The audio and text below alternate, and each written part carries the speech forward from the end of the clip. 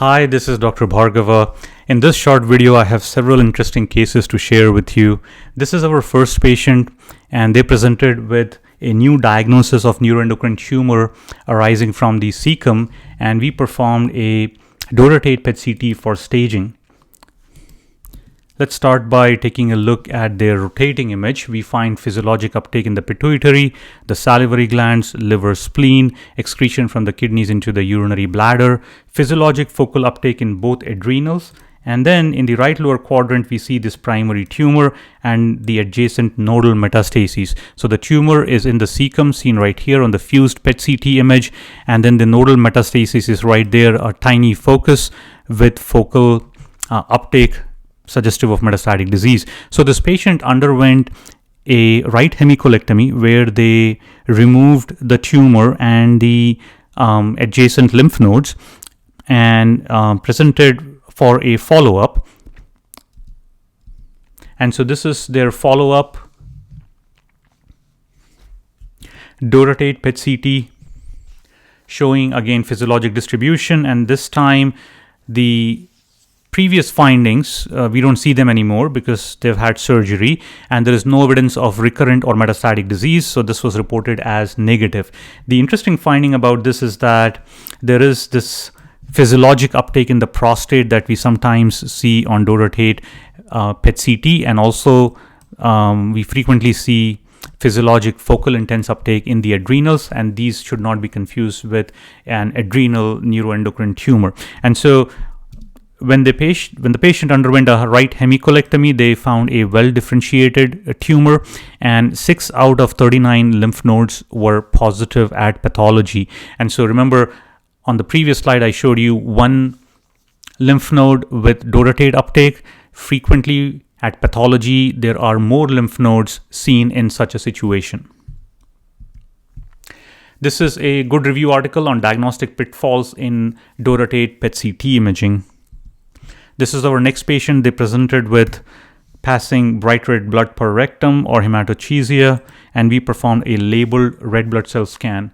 And so this is playing as a cine, showing that we see an abnormal focus that appears in the right upper quadrant and moves in the pattern of the colon. And so this patient is actively bleeding. These are static images from the same patient showing that right on the first image, we see extravasation, and then the extravasation becomes more intense and moves.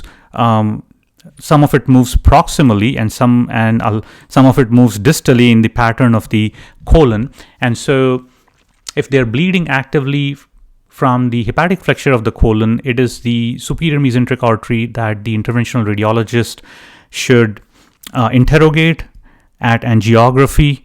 And here are 2 images from that procedure where active bleeding was found in the territory or one of the branches of the SMA. And on the right, we have an angiogram post-embolization where we see that there is no bleeding anymore, but there are these embolization coils that were used to stop the bleeding. This is a good article on the role of radiology in acute gastrointestinal bleeding. This is our next patient, and this shows findings negative for a PYP scan to look for cardiac ATTR amyloidosis. And so we usually perform planar imaging, and we also do a SPECT.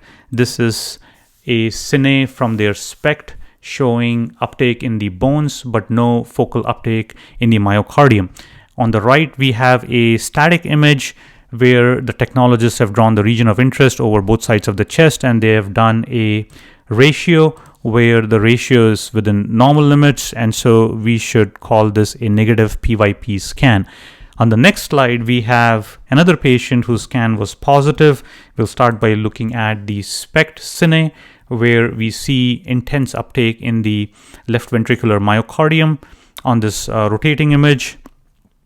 And the image on the right shows a static image where the technologists have drawn the region of interest and calculated the ratio of right versus left, and this is an abnormal number, positive for a PYP scan for ATTR cardiac amyloidosis.